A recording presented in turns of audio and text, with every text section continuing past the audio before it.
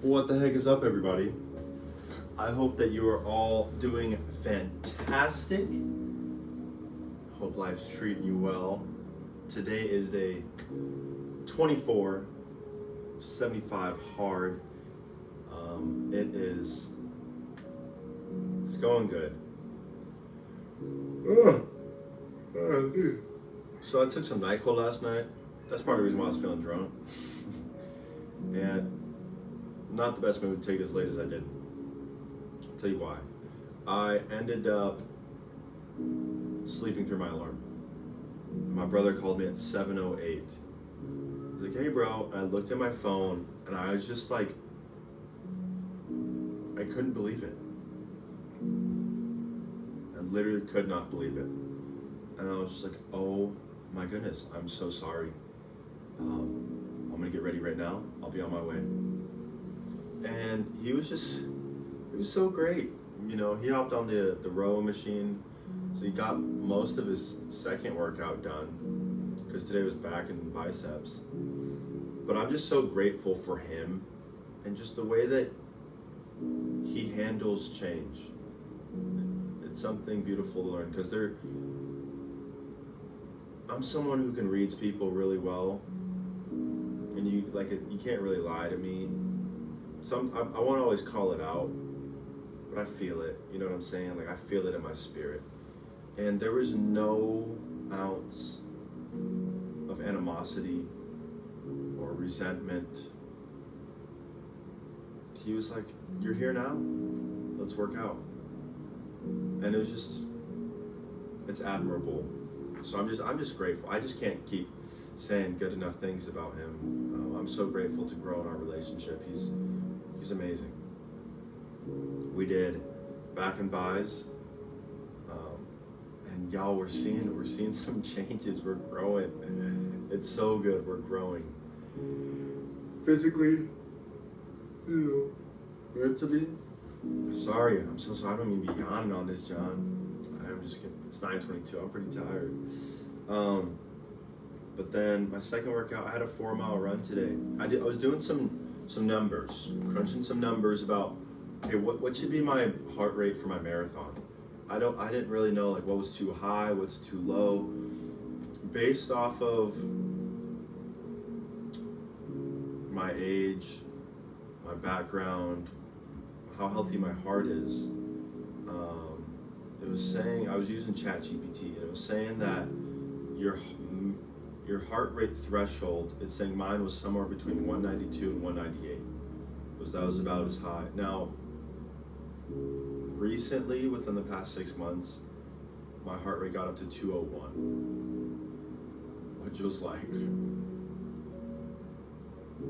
okay. Because what it is, it's the average is 220 minus your age,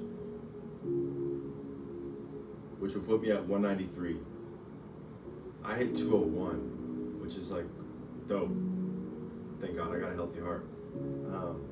But 192 to 198, somewhere in there.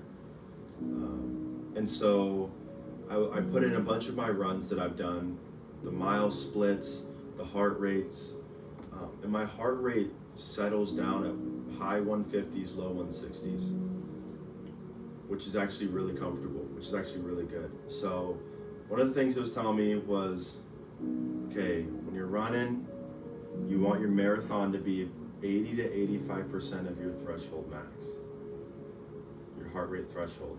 And if anyone has any more information about this, let me know. I would love to learn. This is just stuff I've been searching on my own.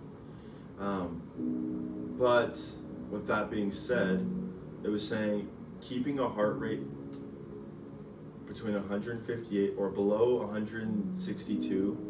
It was like, give me a plan for the marathon. It said, keep your heart rate below, it was either 158 or 162 for the first 6 miles. It was like, for the opening part of the race, you're gonna have adrenaline, you're gonna be running, you're gonna be excited. Don't let your heart rate get too high too fast. For that middle third of the race, that middle chunk, miles 7 through like 19, 7 through 20, it was like, this is when you hit your stride. heart rate 165, somewhere in there. Can be lower, but that's where you're cruising. It's difficult, but it's not too much. When you start getting up into 170s, that's where you start hitting that lactic acid threshold, where you're cruising your body so much quicker. So saying, for that last 6 miles, if you want to push it more there, it's because you saved it in the first 6 miles that you can now use it in the last 6 miles, which I thought was kind of cool. But it was encouraging because,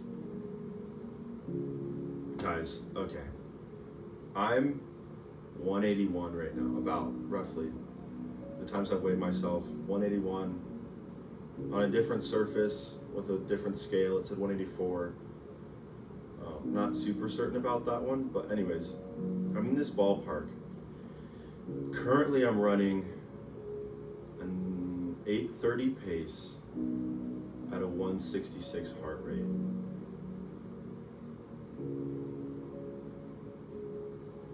So, what's the goal? I was watching an Ironman training video. I forget the name of the gentleman, but he's part of BPN, Team BPN. He just finished his last race. He's handing off the baton to the next group of guys. And he was in his marathon, after the swim, after the bike, he was doing a 6:20 pace. Guys, I understand that you have to run your own race, but that just sparked me to do so much more. To say, you know what, like on these training days when I'm trying to hit, the only way to run faster is to run faster. You know what I'm saying? So on these training days when I'm trying to hit these, my mark, I was trying to keep a 9-minute pace for the marathon, for the entire marathon, to ensure that I broke 4 hours. But the more that I think about it, I'm like, dude, it's entirely possible for me to do more. I know I can. I know that I can do it. And other people might say, it's crazy, you're first ever, blah, blah, blah. I don't care. I know that I can do it. And so I dropped my training pace. So basically the plan that I have, it's saying that your pace runs should be at the pace that you want to run your marathon at. Your training days should be slightly less than your pace runs, and your long runs should be at a comfortable pace, heart rate below 148, just cruising. Currently running an 8:30 pace, I'm in my heart rate zone for my marathon. Which means I'm already at the pace, like, you see what I'm saying? My heart rate is already level with the pace that I want to run. And I can do that. I can hold it. And I'm like, okay, let's drop it again. And so my plan now is on these pace runs to do an 8-minute pace. And I think that I'm just going to keep dropping it each week. I think that's going to be the goal. It's starting to stick out to me a little bit. Now that I've been running more, I think that's the goal for this next week. Next week is to drop it down to an 8-minute pace. And then we'll open up to a 7:30, bro. We'll start cooking, baby. Out there running around. My body's feeling really good. Yes, a little tired, but it's feeling really good. After tomorrow, we're 1/3 of the way done with this series, with this challenge. To kind of transition to more of the mental side of it.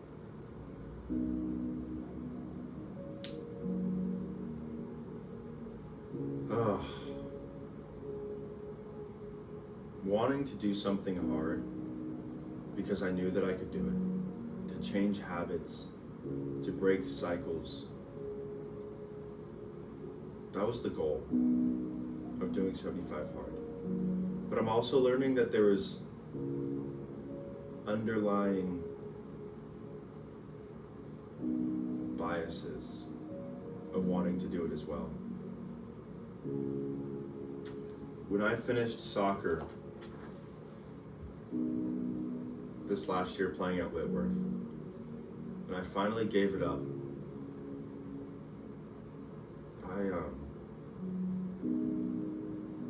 I was broken. I didn't know who I was. I'm still trying to figure that out. I had played for 21 years. It was my identity. I was no other soccer player. Growing up in school, they would say, write something on this piece of paper, and I'd write, my name is Noah Whitman, and I play soccer. That was who I was. That's what I called myself for a very, very long time. So surrendering that and giving that up, I felt empty. I felt unfulfilled. I didn't like the way that I felt. I didn't know who I was. Then I was working and going to school and just felt like I was going through the motions. And then we started 75 Hard, something that had been in the works for 2 months. I was preparing for something, preparing to challenge myself in a different way that I never had before.